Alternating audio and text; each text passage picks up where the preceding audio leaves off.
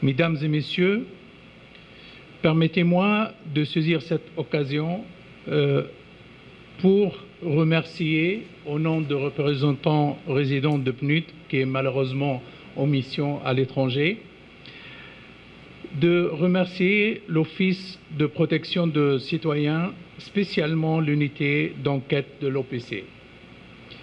Saluer leur leadership dans la réalisation de cette enquête et leur engagement à recueillir des données objectives sur la propension de violences faites aux femmes et aux filles, leur réponse institutionnelle, les mesures de protection et aussi à donner la parole aux femmes et aux filles de la grandance et exemplaire.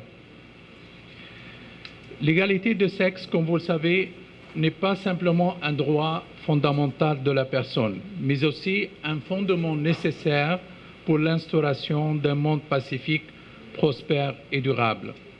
Le PNUD s'engage à soutenir l'État haïtien, les organisations de la société civile et les communautés dans la mise en place de solutions concrètes pour prévenir les violences, protéger les victimes et promouvoir l'objectif de développement durable 5, à savoir l'égalité des sexes.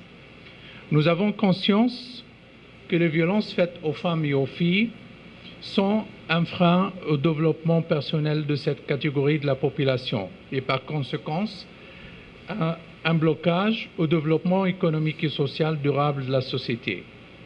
Nous comprenons que l'éradication de la violence basée sur le genre nécessite une approche holistique globale qui englobe la sensibilisation, l'environnement législatif et politique, le renforcement des capacités des institutions nationales et locales, la promotion de normes et valeurs sociales protectrices des femmes et des filles, le service de soutien et la structuration de mouvements féminins en vue d'accroître sa capacité à influencer les politiques et le changement social. Mesdames et messieurs, l'objectif de cette enquête est de comprendre les déterminants des violences faites aux femmes et aux filles afin d'expliquer les causes et les facteurs responsables de cette violence, d'identifier les réponses de protection fournies par les détenteurs d'obligations et de déterminer leur niveau d'efficacité. Les premières constatations à cet effet de l'enquête nous apportent des informations importantes. Elles mettent en lumière le défi auquel sont confrontées les filles et les femmes de la grandance, notamment en ce qui concerne les violences familiales. Nous avons pu comprendre que les violences basées sur le genre sont en soi un effet dont les causes sont enracinées dans la structure économique et sociale des populations. Cette recherche a clairement démontré que la violence basée sur le genre sont présentes dans toutes les strates sociales, mais elles sont plus prononcées avec la pauvreté, le manque d'éducation et d'information. L'initiative prise par l'Office de protection du citoyen et de la citoyenne comme institution indépendante chargée d'assurer la protection de tout individu victime des abus de l'administration publique et de veiller, entre autres, au respect des droits humains par l'État est louable parce que les informations et les données recueillies au cours de cette enquête va permettre au ministère que je dirige de comprendre les différentes facettes du phénomène de la violence que les femmes et les filles sont victimes de très souvent dans ce département où plusieurs scandales n'ont pas cessé d'effrayer la chronique. Je salue grandement une telle démarche qui consiste à compiler un ensemble d'informations crédibles et soutenables pour pouvoir prendre des décisions face à ce fléau qui constitue l'une des causes de mort de la gente féminine. Mesdames, Messieurs, les chiffres sur le phénomène de la violence de genre parlent d'eux-mêmes. Ainsi, dans le monde aujourd'hui, plus d'une femme sur 3 a subi des violences physiques ou sexuelles au cours de sa vie. Plusieurs centaines de milliers de femmes sont violées chaque année par des individus connus ou inconnus à travers le globe terrestre. En Haïti, les données collectées selon l'enquête sur la mortalité, morbidité et l'utilisation des services EMU6 mettent déjà à nu la réalité nationale. En effet, pour ce qui concerne la violence sexuelle, une femme sur 8, soit 12%, a déclaré avoir subi des violences sexuelles à un moment quelconque de sa vie. Il ne faut pas sous-estimer d'autres formes de la manifestation de ce phénomène, comme la violence physique, où 29% des femmes âgées de 15 à 49 ans sont victimes de ces actes par leur mari et leurs partenaires. Avant même de rendre publics les résultats du rapport d'enquête sur la manifestation de la violence faite aux femmes et aux filles dans le département de la Grande-Anse, je veux tout d'abord profiter de la présence de chacune d'entre vous pour porter un autre message. Je veux en cette occasion si spéciale insister sur deux faits qui doivent nous préoccuper. La première chose que nous devons avoir à l'esprit est que les violences faites aux femmes et aux filles sont un obstacle au développement et qu'elles appauvrissent à plusieurs titres nos sociétés. La deuxième chose, nous sommes ainsi toutes et tous concernés, car elles ont un impact sur la société tout entière, elles ont un impact sur chacun d'entre nous directement ou indirectement. Mes chers compatriotes, mesdames, messieurs, le 5e objectif de développement durable est spécifiquement dédié à l'autonomisation des femmes et des filles.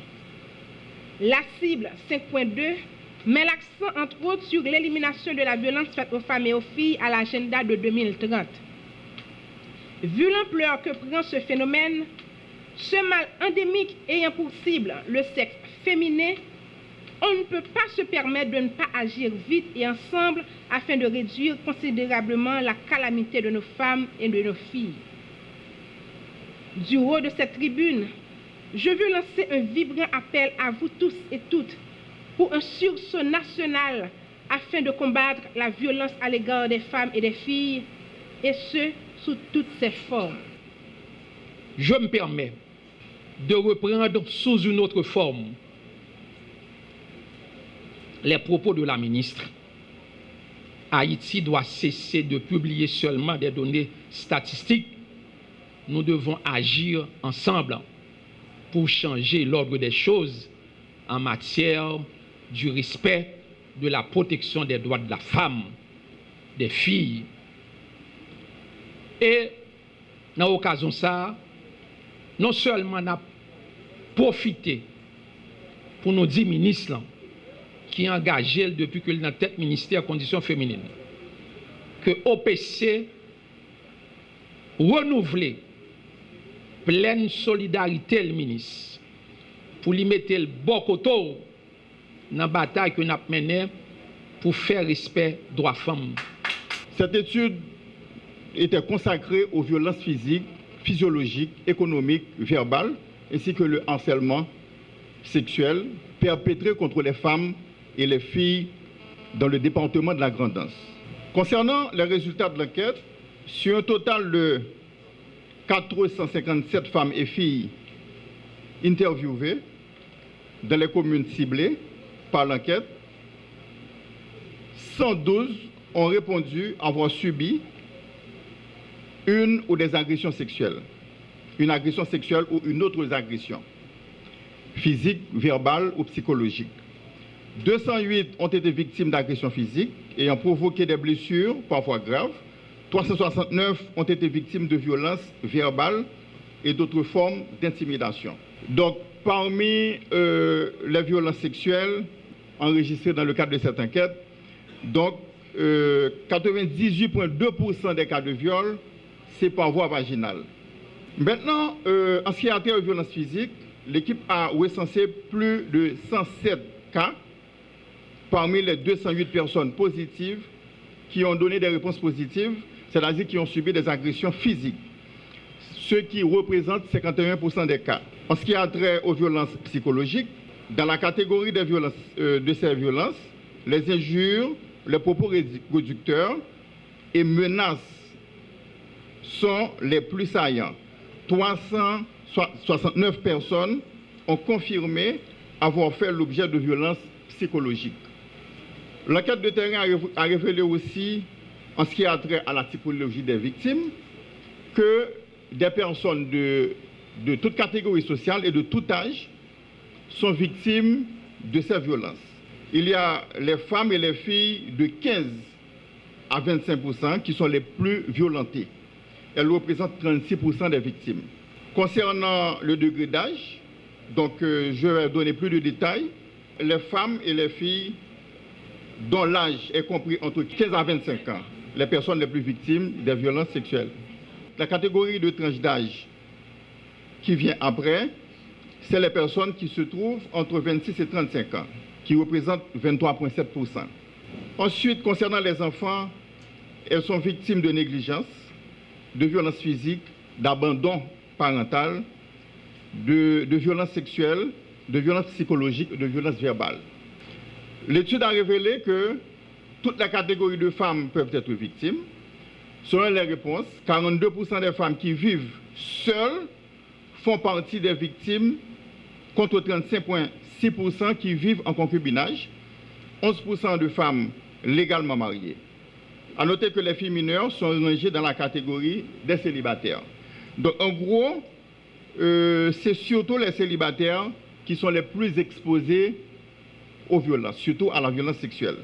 Dans le département, les communes les plus touchées par les violences faites aux femmes et aux filles, c'est d'abord Corail qui se trouve en première position, 16,4%. Il s'ensuit Abricot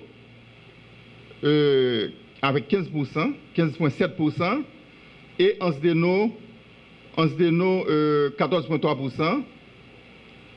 Disons Dame-Marie 14,8%, Ansdeno 14,3%,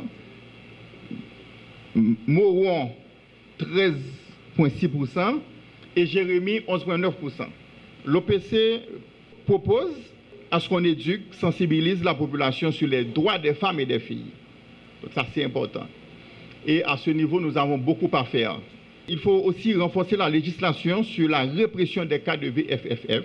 Il faut renforcer aussi les compétences des agents affectés à l'accueil des victimes dans la cellule VBG dans les commissariats. Renforcer les capacités des cellules VBG et BPM de la police dans l'accueil, dans l'intervention et la gestion des cas de viol, mais aussi à travers la dotation de moyens logistiques et l'augmentation de l'effectif, notamment établir des points focaux dans chaque commissariat, dans toutes les communes ciblées par l'enquête et dans toutes les autres communes à l'échelle nationale. Il faut aussi promouvoir le renforcement des capacités des acteurs de la société civile en leur fournissant les moyens substantiels pour augmenter l'offre de protection. Par exemple, il y a dans la Grand'Anse et dans le Nord-Est, il y a un système de signalement. Parce que la personne qui est victime, la personne n'a pas un commissariat tout près de sa maison. Ou bien les parents de l'enfant ou la femme victime de viol ou d'agression n'a pas un commissariat tout près de sa maison. Donc la personne a peut-être une succursale d'une organisation qui défend les droits des femmes. C'est là que la personne se rend, la victime se rend, ou les proches de la victime se rendent premièrement. Donc ces organisations-là, l'OPC pense qu'elles font un travail assez intéressant dans la chaîne de protection des femmes et des filles. Donc ces organisations-là méritent d'être encadrées.